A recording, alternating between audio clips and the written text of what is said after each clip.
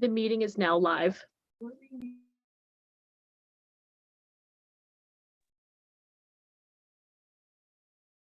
Hey, everybody. Oh.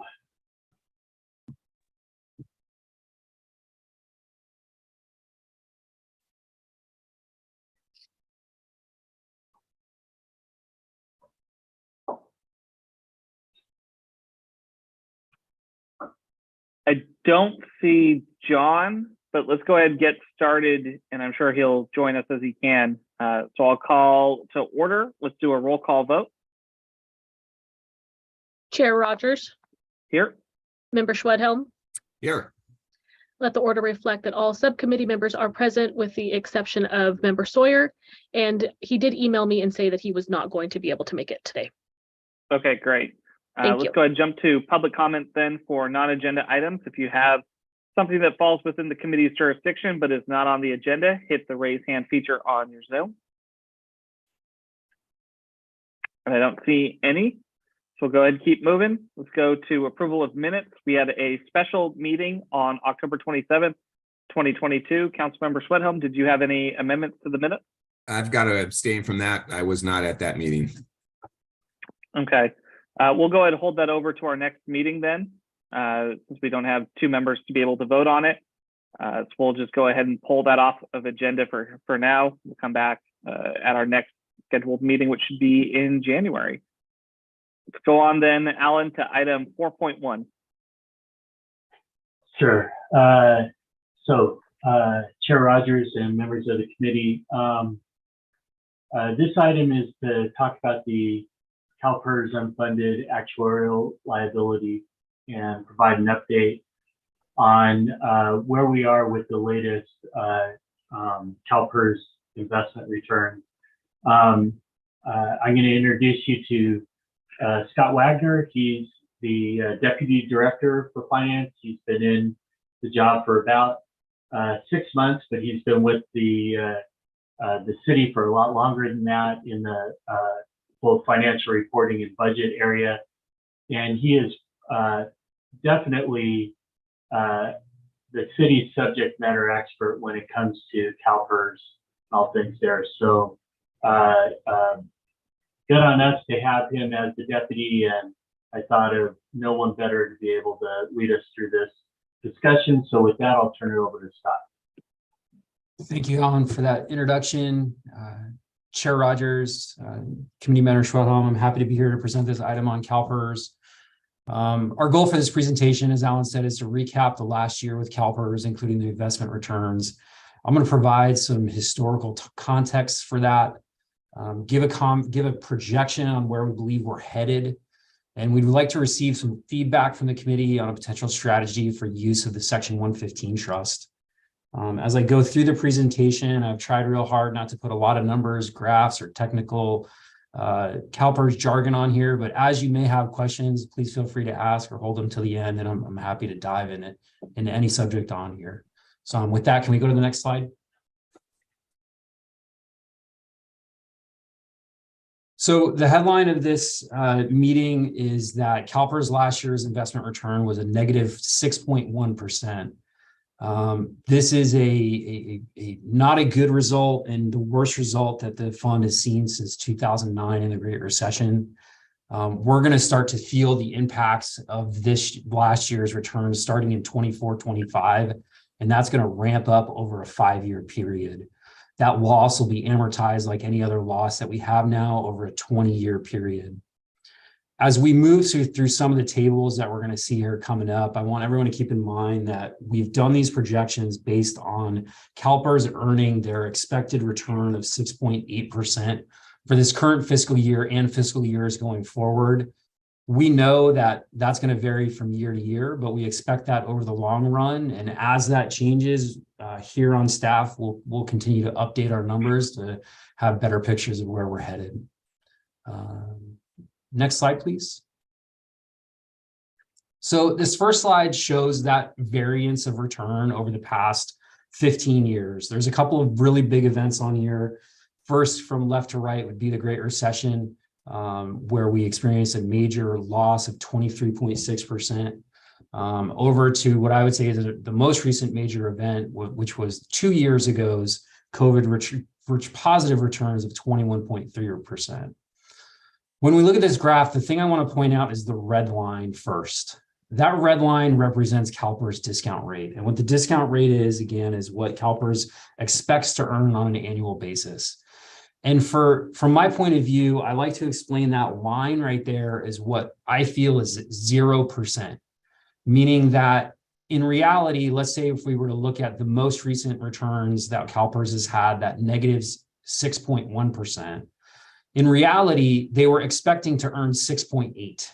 So we need to reduce that 6.1 by an additional 6.8%, making the true loss off of what our expected return was 13.9%. The same can be true of the prior year's very positive return, meaning that it's not quite as good as it sounds. The 21.3% reduced by the 6.8% number goes down to 14.5%. And I know I promised not a lot of numbers, but I'm already going through a lot of numbers. But think about it like this. The two numbers I just broke down get us to right around a 14% loss and a 14% gain between those 2 years. And so what I'm saying is that between the 2 years, it's kind of at an even.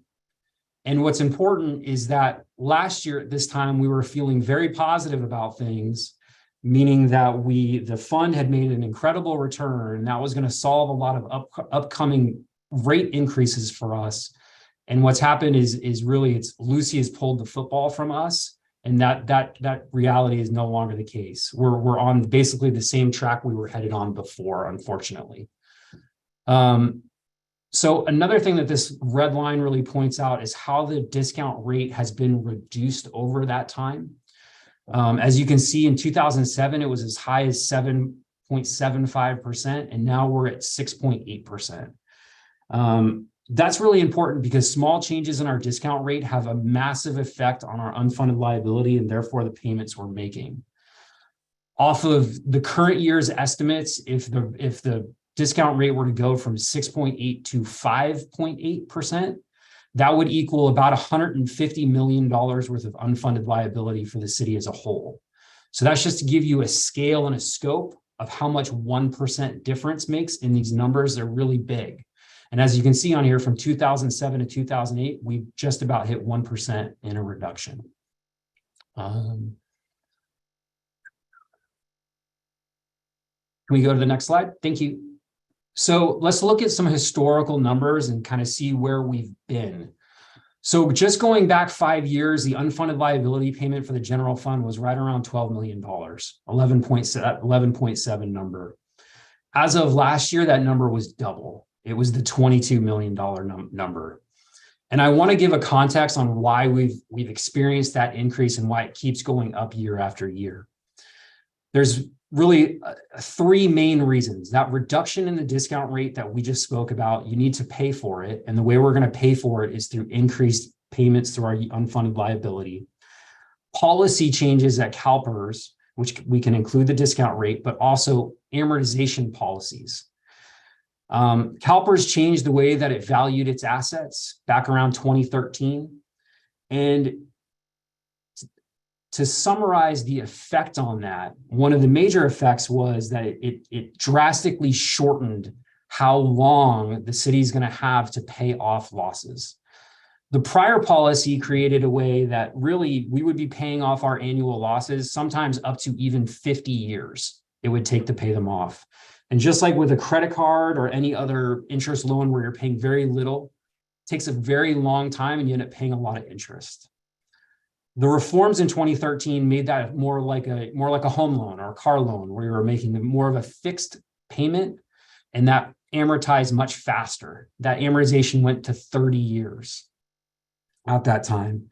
And just like with a car loan or a house mortgage, when you drastically decrease the amount of time you amortize a payment, the payments go way up. And they're retroactive in this case, meaning we had to catch up on all those very delayed payment terms. And we are experiencing that on this table. That is why our payments are going up. We are on a track towards increasing these payments to start paying down our unfunded liability. Next slide, please. So let's talk about where we're going. As I mentioned before, that negative 6.1% return that we experienced this last year is going to have a major effect. Let's go through these line items. So our UAL payment as of 22-23 is $31 million. By 30-31, we expect it to be as high as 44 million. Again, we are really ramping up a payment schedule with CalPERS, getting to a place where we're going to start paying this down. The next line shows that impact of just the losses from 21-22 to illustrate how impactful they were. We're going to max out around a $16.7 million impact just from that 1 year's losses. I show the funded ratio for the plan, showing how over time this is going to increase our funded ratio of our plan. So it is doing what you would expect it to do. The more we pay, the better off our plan is going to be from a funded basis. That last line item, we're going to talk about a little bit more in depth in a couple of slides, but what we're going to do is we're going to propose a slight mitigation towards these impacts through the use of our 115 fund, which I'll talk about in some more detail in a minute. Next slide. I've given the same kind of impact for water, as they are a full participant at this point in the 115 trust, to show their numbers, obviously just a much smaller numbers, but the same concept. They're following the same pattern as a general fund. Next slide, please. So this shows how our unfunded liability is going to amortize and be paid off over time. To use just a simple analogy, is we are hiking up a mountain, and we are going to continue to get higher and higher, and those steps are going to be harder and harder for us to take.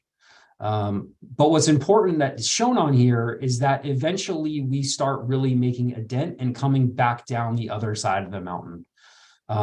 What we are trying to do is trying to mitigate the height of that mountain through any way we can, and this way we're going to talk about today is the 115 trust. Next slide.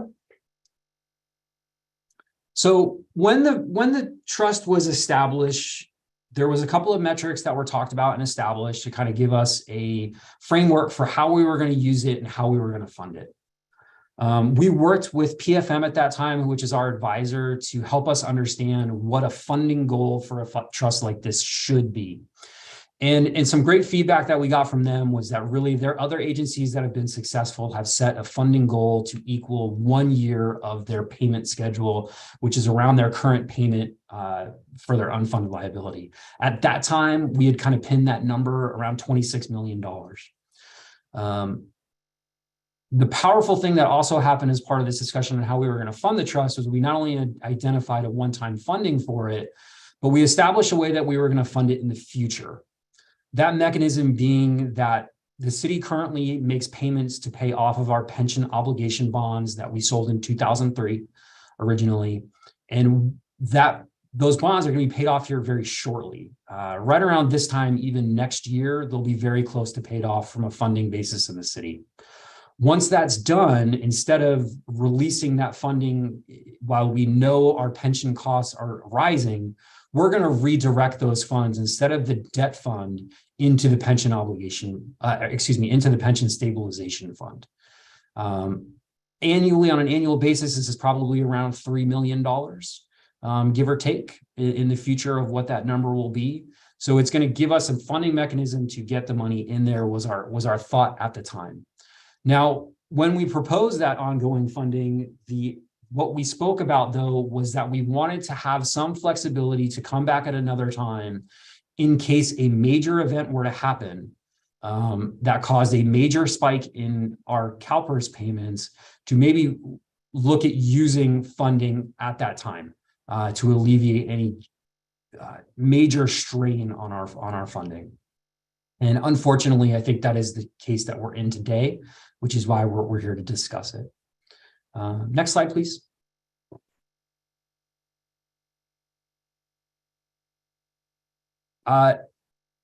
So what we're going to be proposing is that as we begin to see the impacts of this current year loss hit our payments, to start making withdrawals from our funds to alleviate and mitigate those impacts.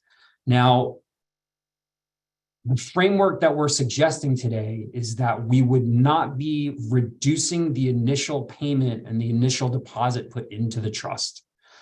Instead, we would be redirecting the pension obligation bond money that was put in there to gradually start easing our way into this payment schedule, as opposed to just a quick hit to our payments. Our goal would be to keep our principal balance as is, so that the time value of money and our investments in there can grow that principal over time to still meet our overall funding goal. But that is our current thought process. Increases and decreases for future years and investment returns over the next couple of years are going to really determine whether or not we want to necessarily stay with that. As we can see from our past experience over just the year and a half, a lot can happen in a very short period of time. And we're going to suggest that we should be willing to be flexible with that. But we really want to hear the feedback from you both, as far as hearing if this is where you feel we may be going in the right direction, or to maybe alter that path. With that, I know I covered a lot of information very quickly. I would be happy to field any questions. Councilmember Schwedhelm, do you have any questions to start?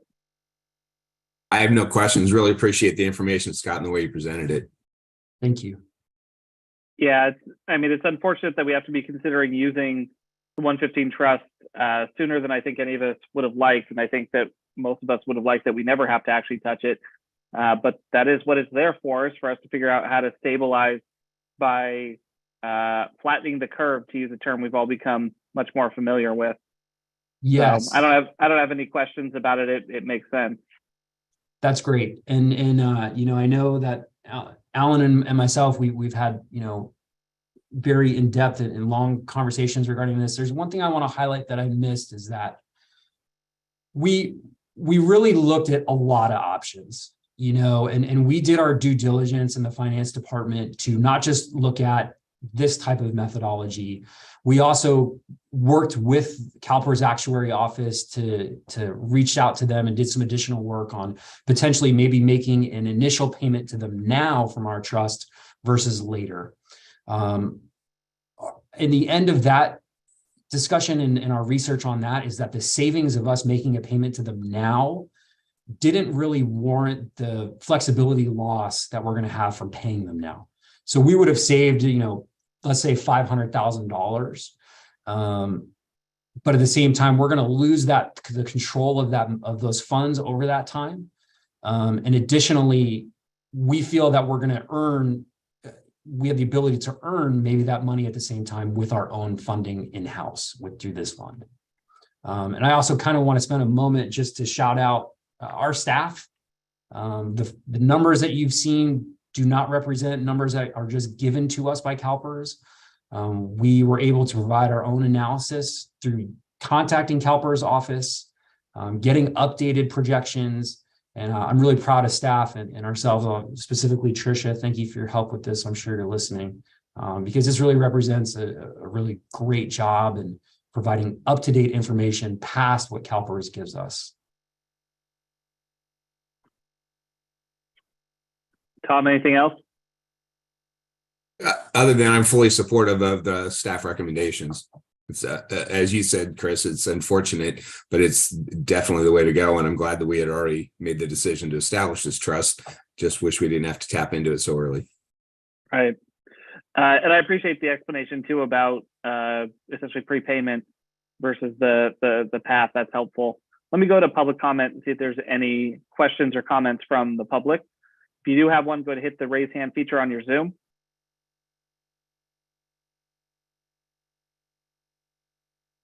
All right, I'm not seeing any, so I'll bring it back, see if there's any additional questions, comments, last minute thoughts, Alan or Scott. Okay. All right, I appreciate that. Let's go ahead, go on then to our next meeting agenda item number 5. I'll kick it over to you, Alan. Sure. That meeting it'll be a special meeting. It'll be at the end of January.